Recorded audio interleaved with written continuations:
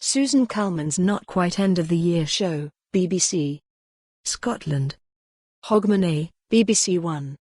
Only an Excuse, BBC One. Sean's Very Scottish Hogmanay, STV. Selling Scotland, BBC One. Hogmanay without Jackie Bird. We knew it was looming, like the iceberg that did for RMS Titanic, or a new season of River City. But nothing could have prepared us for the sheer, buttock-aching blandness of it all. Perhaps we should not judge too harshly. Ms. Bird had herself warned of the intense scrutiny that comes with presenting one of the biggest shows of the year. The word Hogmanay, she told a newspaper last week, comes from the Norse Hog-maan-aye, which roughly translated means, to give anything on the telly on December 31st a kicking. Speaking of papers, Jackie still hasn't forgiven the Herald of 2001 for saying of her infamous sequined semmit, a sparkly homage to Rab C Nesbitt, that it made her neck seem scrawny as a piece of battery-farmed poultry. Wisnae me, Jackie. Honest.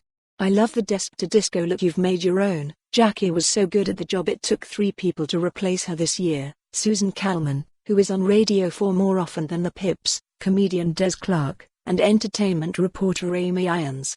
Even then, there was pre-recorded material woven in, something total pro-Jackie never did.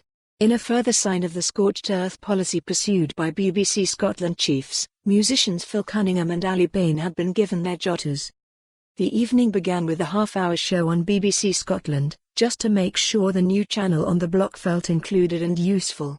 No point spending £30 million on a dog and doing all the barking yourself.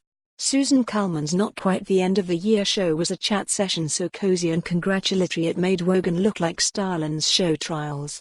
The tone for the evening was set: safety first, mind how you go, have any flavor you like as long as it is vanilla.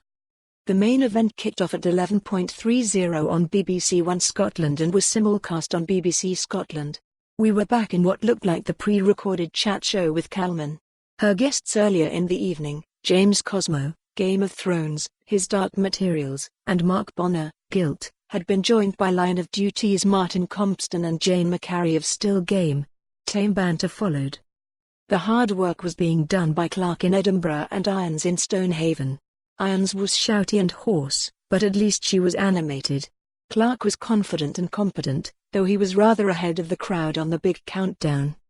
Back indoors, Travis continued to play the studio gig like it was a corporate event, with the audience standing around like some middle-aged top of the pops crowd who are missing their beds. As for the rest of it, particularly the Calman end of things, where was the jeopardy, the excitement, the raw buzz of A? For more on this story, visit the news article link.